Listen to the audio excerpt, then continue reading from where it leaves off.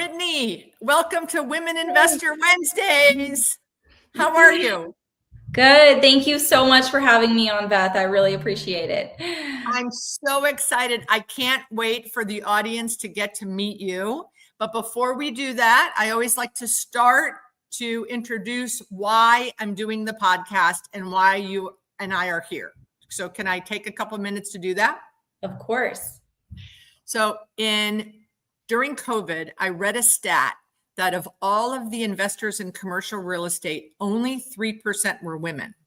And of the 3%, half were inherited or women who signed on their husband's guarantees. So that meant that I was part of a 1.5% representation, which I thought was terrible. So I started interviewing my friends saying, do you invest? And they're like, yes. I go, what do you invest in? The stock market. Why don't you invest in real estate? Oh, I don't have $1 million. Okay, well, you don't need $1 million. Well, it's scary and risky. Well, so is the stock market. And I just kept bugging them. And many of the people I was interviewing worked in commercial real estate. Like they were asset managers, project managers, leasing agents, like they worked in the business. Free legal insider trading, and they weren't investing in the assets, the asset classes that they worked on every day. So finally, I kept bugging them. And then people started saying, I don't know anyone but you that are doing it. And then I thought, oh, now that's a problem I can fix. Power of one. So I created the summit, and we had our first online version during COVID. We had 100 women show up. I interviewed 8 women like you who were investors, and we had breakout rooms, and everyone loved it. And then the next 3 years, we've done it live with about 200 women where I interview women on stage.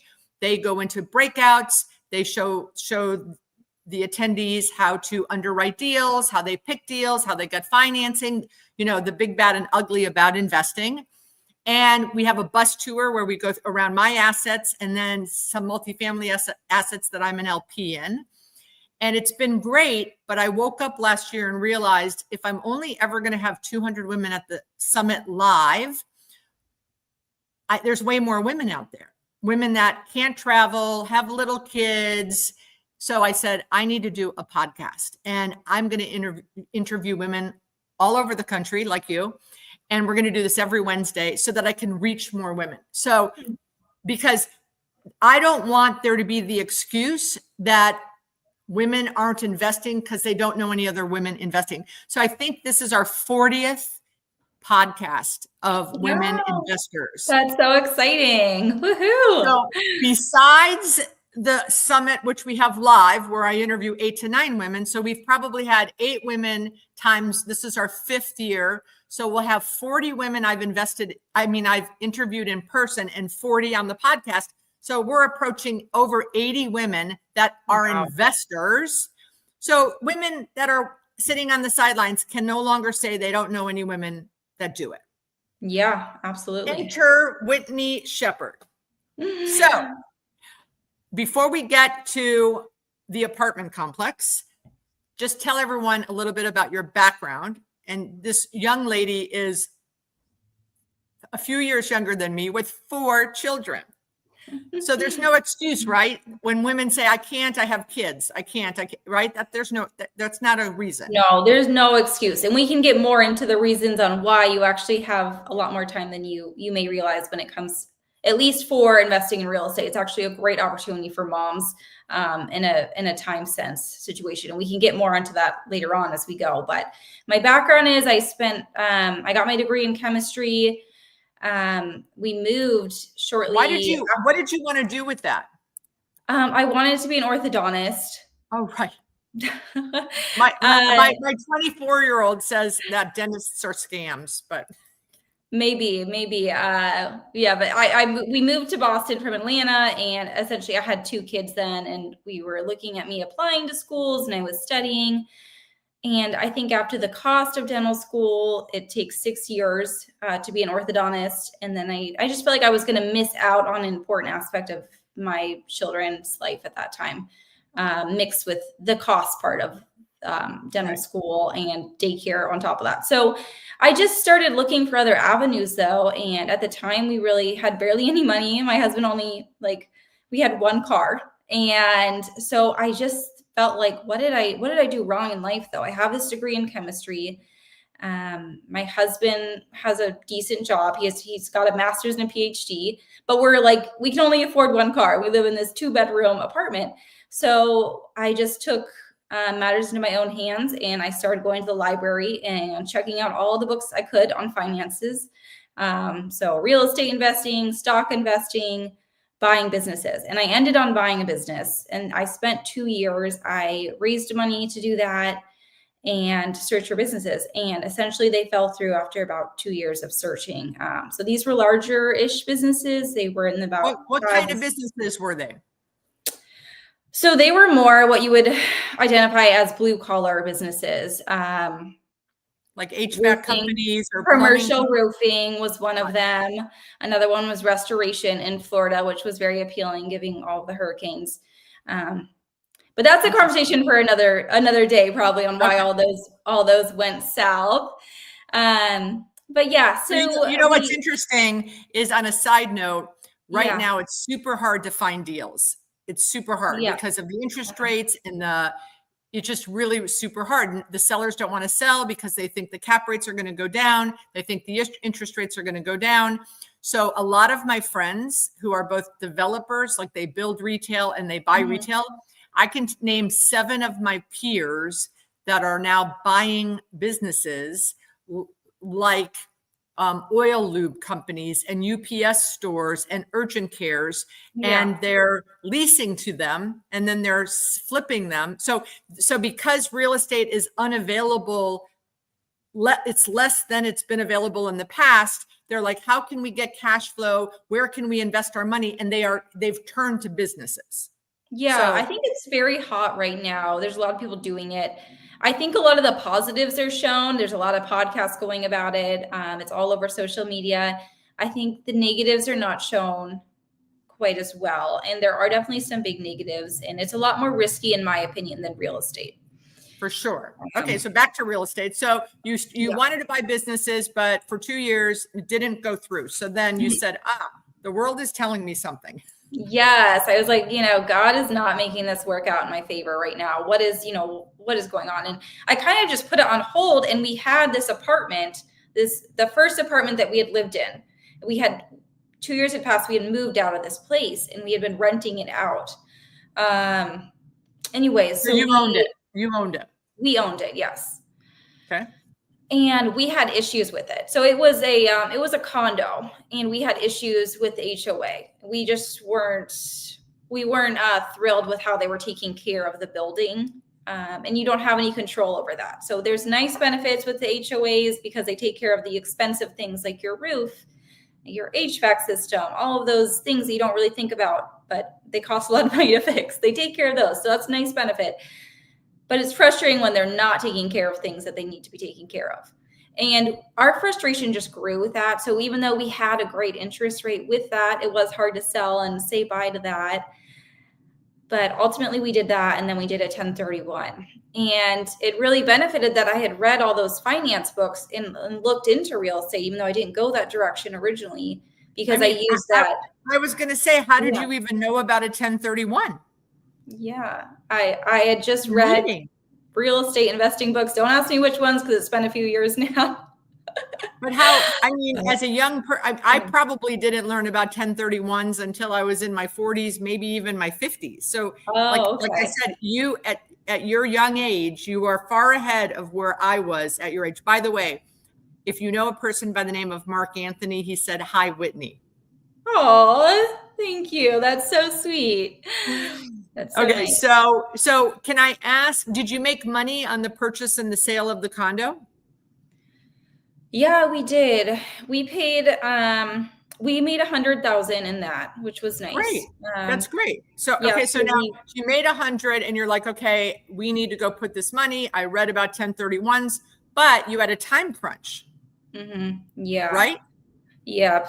Yeah. So we were looking here in Massachusetts, and then we, through the grapevine, got a really great realtor recommendation, but he was in Kentucky and he does real estate investments. And I have my sister plays tennis for UK. And so that's kind of how we knew him. So he was looking for us. And we had the realtors here in Massachusetts looking for us. And I was open. They both realtors knew that there was another person. Another one. Right.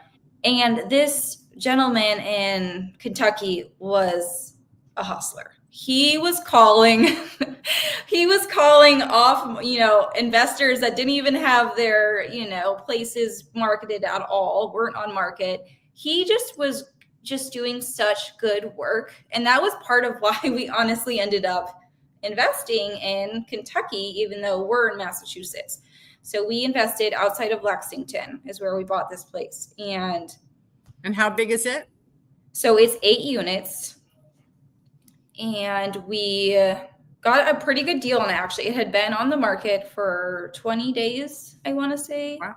Sure. Which helped us a little bit in our favor, especially in this market where it's not a buyer's market. Yeah. So I guess that's kind of how that all happened, though. How much was it? It was, you're going to scream when you hear how little this was for 8 units. It was $600,000. Wow. And so, and could you appreciate how low that price was at the time, being that you were new? Okay. Yes, because in Massachusetts, you cannot get you can't get a 1 unit place for 600. Right. And so so he helps you find it. Did you negotiate back and forth, or did they say it was 600 and you said, okay, like how did the whole acquisition, and then did you go down there to look at it? So we offered $550 originally. And they said no. Yeah, they said no. It was listed for $650. So $550 was a decent amount under the asking price. However, it is older. It's about 20 years older, and things definitely there needed to be a new roof on both. Like, it was a large project to put in the new roof. So that was why we didn't really want to go up from $550, because we knew that then it would really be a $600,000 price. So they ended up replacing the roofs, and then we paid $600. So did you go down to see it after you put it under contract, or have you been down there? Yeah, we've been down there. I'm trying to remember if we actually saw it in person before we signed everything. And you know what? I feel like I can't remember. I hope we did. I hope you did too. Or unless your broker was just taking, FaceTime. He didn't even have pictures of the inside because the tenants didn't want pictures of the inside. I know I sound like a big risk taker, but I do think we bought it without actually going down. No. I remember now. We went down and saw it the week we were closing. Okay. So we had gone through everything. Okay. So did you identify this during your identification period of your 1031? Yeah. Okay. We did. And then did you buy it all cash, or did you get any kind of financing? We got financing, and that was actually a really difficult thing to do. Why? We can talk about that. So we had pre-approval and everything for it with the bank in Kentucky. And it turned out that it was a local credit union, and they actually don't loan to people who don't live in the state. And we didn't realize that. And so they didn't realize this until we were a little bit far along in the process. And so then we were scrambling to find someone to do this, and no one wanted to do it because it was a commercial loan for $600,000. Like, no one, it turns out, wants to do a commercial loan that's that low. Most people want to do at least a $1.5 million loan when it comes to commercial. So that was difficult, but our realtor saved us again. He's just such a great realtor. If anyone wants a realtor in Kentucky, this is your guy. So anyways, well, what's his name? Zach, I'm forgetting his last name, but I will send Zach it to you. From Kentucky. Yeah. So let us know, because Zach in Lexington. Zach from Lexington. People will Lexington. call him. He is amazing. I deleted Instagram, but I follow him on Instagram too. He's so great. So who'd you get the loan from? Was it a hard money loan lender? No, thankfully, no. We got a loan from the bank that had originally financed the current owners. Perfect. Yep. And perfect. Okay. And when did you close on it? We closed on it at the end of August. Recently. Yeah. So tell me lessons. So you went from, I own a condo, we're going to sell the condo. I read in the book, there's this thing called 1031 exchanges. I mean, I cannot tell you how impressed I am about that piece right there and how young you are with 4 kids. This is all very impressive. Thank you. Whitney. Thank you. Okay. So now you buy the deal, save all those taxes. Now you own in another state 8 units. Was it full when you bought it? Did you have vacancy? Who's managing it? Tell me Zach from Lexington is helping you manage it. Yeah. So Zach got us our property manager all set up, and he's been excellent as well. We had kind of a domino effect with the leases. So they were all full when we purchased it.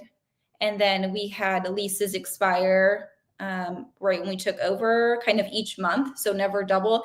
And we actually had no one leave despite rent going up. So that was really great. We've been really fortunate. How much did you raise the rent from after you closed? So the current owners were already in the process of raising it. So they already knew what it was going to be raised to, which made us not look like the bad guys. But the rent was $800. We did raise it we did have one new person move in actually, and we did raise it to $850. So the rent total is $6,400 a month. Amazing. Right now. And so do you make money after the mortgage payment and the expenses? That was our only goal when what we're looking because of interest rates right now was, can we cover the mortgage and can we cover the property management and have a little bit to spare on, daily maintenance throughout the month.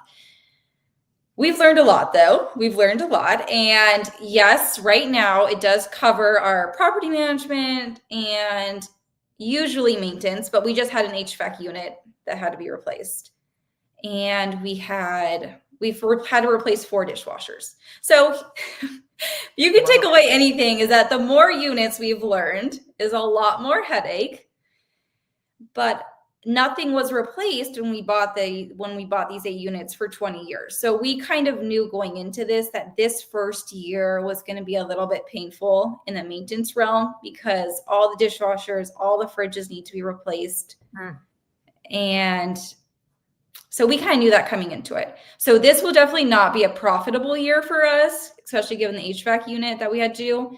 But I view this as a long-term investment. It's on a 20-year loan. I'm 33 now. In 20 years, I'll be great. And when I did the math originally, though, when I got my Excel sheet and you have, the percentage that you put away for maintenance and property management and all that, it all looked great. And I think that's a great lesson, though, is that even though it all looks great on the Excel sheet, you just can't always account for everything that's going to come up within that first year of buying it, or for the attorney of owning that property. So that was had you put some money aside for like repairs and maintenance or replacement of like those types of things? We put money aside. We didn't do like a percentage. We kind of just did them off the top of our head. I think this would be a good amount to put aside. And did you exceed that or did you meet that? Well, we're not broke. We're not broke yet, so we're doing awesome. So do you think next year as the leases roll, you can raise the rent a little bit more, like another $50? Yeah, definitely. So, we're definitely, our goal is to get it to 900. We're not going to do that this year. We're not going to raise the rent from 800 to 900 on anyone, but that's where we really feel like the scale will be a lot better in our favor. Right. You need to find out, ask Zach from Lexington what all the neighboring apartment complexes are going for that are 20 years old with brand new dishwashers. Yeah, no, we did. And he was really great. And he said our goal should be to get it to 900. That's awesome. So what are some other lessons you've learned? Having a property manager does not mean that you are not involved. You are still very much involved in everything that's going on, especially when it's a multifamily unit and there's a lot of working parts. That's something we've learned. I think we're contacted probably every other week about something. So, and he takes care of a lot of things. It's just that's part of having 8 units. You still have to Absolutely. make decisions over things on a pretty consistent basis. So talk about being a mom of 4 boys and running this business, because you run this, right? Your husband works, right? He has a W-2, so he's busy doing his thing, and you're the person in charge of this. Yeah. Yeah, I mean, I guess to spin off saying like the property manager does help a lot. And even though it is like every other week that I'm, receiving phone calls or emails, it's still in the grand scheme of things, like that's an hour every other 2 weeks. And yes, it's on the back of my mind. Obviously, there's things that take a little longer, like ordering 3 or 4 dishwashers and new fridges, but they don't take that long. You call up Lowe's and you handle it, So I think it's actually very ideal for women or moms to do this. You can definitely set aside 5-10 hours a week at the most. I'm not spending that amount of time. I'll be completely honest. Did you ever consider property managing it yourself, or no, because of the distance? We didn't want to after doing the condo. So we property managed the condo ourselves. I did all of the showings for that. I did all of the background checks.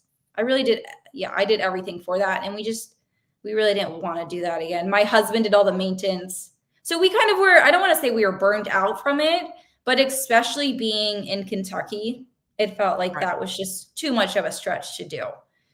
Now, in the future, I would love to buy a larger one and be in charge of that, and do Locally. that management. Locally, right? Yeah. Zach from Lexington needs to be Zach from Boston. He's got to find you a Zach from Boston. I need a Zach from Boston. I really do. All right, audience. There's 103 people on. So someone if you know a great commercial real estate investment sale broker in Boston, let's send them to Whitney. Yes, please do. I would so appreciate it. What kind of so you got the loan for you got the loan from the existing the lender who had the 8 units before. Yeah, right? Correct. Yeah. So they already knew the asset. So they just had to get comfortable with you guys. Yeah. Right. That you got lucky at the that happened to me on my first deal that I GP'd. I had a lender and the appraisal didn't come in. Right. Because they used a residential appraiser instead of a commercial appraiser. And I was buying a 1.77 acre piece of land. And right next door, Applebee's had purchased 1 acre for 1.2 million, and they did not have that in the comps. Right next door. Oh, okay. So my lender said, we can't lend you what we told you because it didn't comp out. And I'm like, how is that possible? I'm buying 1.77 acres for 1.2 million. Applebee's just bought the plot next door for 1.2 million for 1 acre. Yeah. I would love to hear from it. You might know this, but I don't understand the appraising at all. I don't understand it. Right now, what I do is when I'm having something appraised, I just say, if any of this helps, here's a bunch of comps that I'm aware of. I just give them the information. That's a good idea. Yeah. You don't have to use it, but here's stuff I know about. Yeah. Because I don't know if they're looking at online sources or if they're doing. Sometimes I just have the thing with the Applebee's is it had just closed, so it was recent, and they did. And I was new. This is the first deal that I was doing as a GP. I had LP'd 7 times. It was my first by myself deal, and I just didn't. I thought, of course, they're going to do their due diligence and call around, and no, they just went to the online sources, and it wasn't up yet. So I had to scramble up and get a new lender, and I had to ask the seller for an extension, which I was scared to death to do. But one of my partners and one of my good girlfriends said, Beth, they're already pregnant with you. They don't want to start all over with someone else. So just tell them what happened, ask them for 30 days and then close. And I was able to do that. Oh, okay. Well, that's good at least, but that is wild. And So it's what is stressful. it's stressful. It was Yeah. very stressful. So what is next on your list? How many units do you want to buy next? I don't have like a unit thing. I think I'm more of like I want to get into the more of the lower millions on the next multi-unit. Great. So Yeah. like I want to be that 1.5 and not, I guess, run into that commercial loan issue that I had before. And yeah, so that's my goal, and I'm gonna start looking here this spring. So that's next month, March. And yeah, hopefully I I will find We something. had a woman at the conference the first year, so 3 years ago, the live one, Okay. and she had 47 units. And I said, Yeah, her name's Natasha, and I've invested with her as an LP, multifamily. yeah, And she had done a 4 unit, an 8 unit, a 4 unit, an 8 unit. So it's 16 and 8 was 20. And then she, I think, got a 20 unit. So she was at 47. And I yeah. said, Natasha, next year at the conference, how many units are you going to have? And she said very timidly, or, she just said 50. I'm like, 50? You're at 47. You need to be at 100. And Yeah. so fast forward a year later, we're at the conference, and I said to the audience, who remembers Natasha? And everyone, people raised their hand. And I said, what was the goal I set for her units last year? And someone yelled 100 units. I said, Natasha, stand up. I go, tell everyone how many units you have. And she said, 101. Oh my gosh, that's amazing. She had doubled her portfolio. And I was Wow. lucky enough to invest I am now in 4 deals with her. Wow. So Yeah. So I think it's a real thing.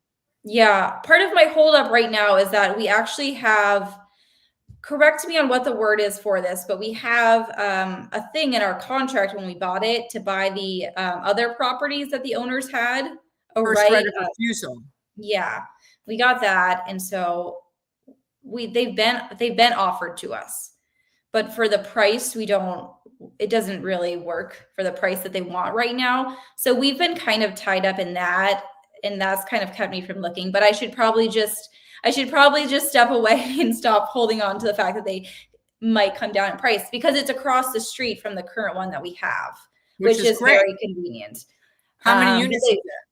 What? How many units It's is that 8 units. It's the exact same 8 units, but I think it's built better. It was built by the Amish. It's a little more sturdier and just well built than the one that we bought. And have you told them this is the price we'll buy it at? We have not said that, so that's our fault. No, we've said that the price is too high, but they have Tell them this is the price that will work for us. And if Okay. you're not interested, Yeah. we're fine. Yeah. And then start looking for other deals. And when they when they go out and they try to get their price and they can't, they will come back to you. Yeah, that's what I need to do. So I will And do you that said this you're week. gonna you said you were gonna syndicate going forward. Yeah, that's what I want to do. Yep. Well, call me. Okay, I will. And Well, they do want to do seller financing. So I think that's part of the thing that's like been dragging me along, because I'm like, that would be perfect. so nice. Yes. Well, so for me, if I was able to get seller financing on a deal, I would pay a little bit more, but not much more. Yeah. So if I thought it was worth 600 and they wanted 900, I'm just throwing out numbers. Would I pay 675 because they would seller finance for 3 years or 5 years at 6%? I would pay a little more. Yeah. And it's such a formula, right? You can pay more if the interest rate's lower, or if it's a longer term of seller financing, or, there's just play around with it. Talk to your husband, figure out this is what would work for us. Maybe give them 2 options, maybe a lower price with a higher interest rate, a higher price with a lower interest rate, and then say, this is what we're comfortable with. And then leave it in their hands, and you go look for, and then they'll come back to you, because they're probably, you're the best buyer, because they know you're a certain close, and you've already executed with them. Yeah. Yeah. Those are all really good points. Yep. I will follow through. I will do that. I will contact them. All right. Yeah. So what would be one piece of advice you would give to, let's say we've got 121 people listening, and I would probably guesstimate that 50 to 60 of them maybe own their homes, but have not dipped their toe in the water yet. Maybe they have a duplex and they're thinking, we should do an 8-unit. We should do what Whitney's doing. What is your advice for these people? Okay, well, I think I have two advice for two different groups, if that's okay. If all you do is own a home right now and you're thinking about dipping your shoes in, I think you should take that, even though things don't seem as favorable right now. And that's what I think holds a lot of people back. It's like, oh, the market's not great, et cetera, et cetera. Dip it in. Even if you don't make money, it doesn't seem like you make money in 5 years. When you sell, you're going to make money as long as you buy at the right, at a good price, a decent price. You're going to make money, and that's going to jumpstart what you want to do if you don't want to use investors. If you already have a place and you're doing this and you're looking to get to bigger units, my advice would be that whatever you think you need for maintenance, you need more, and you need to calculate that in and have a good cushion moving forward, because more units equals a lot more maintenance than a 1 or 2 unit. So that would be my advice for those two different groups. And then my last advice from a financial investment standpoint would be, this is coming from when I was looking for a business to buy, is that always think bigger. Although it doesn't sound like I'm doing that with this $1.5 million, hurdle I'm trying to make, but always think bigger. I think there's a lot of people out there that are wanting to invest with good people and want to invest in a good deal. So just don't be shy to reach out to other people and let them know what you're doing. That would be my excellent advice. That's the theme of our conference this year. Think bigger. Yeah, that's great. And I love that. Well, it was a pleasure spending time with you tonight. I know you have 4 little boys that you want to get back to, maybe feed them dinner or read them a bedtime story. So thank you, Whitney, so much. I'm so impressed. I am going to be watching you from afar, and please share your successes with me because I'm rooting for you, you young person. Thank you. Thank you, Beth. It means the world that you had me on here. I appreciate it so much. So thank you. I'm so happy. All right. Well, and maybe next year you'll come to the conference. I will absolutely be at the conference. You can count on me. All right. Thank you, Beth. Bye, Whitney. Thank you. Bye-bye.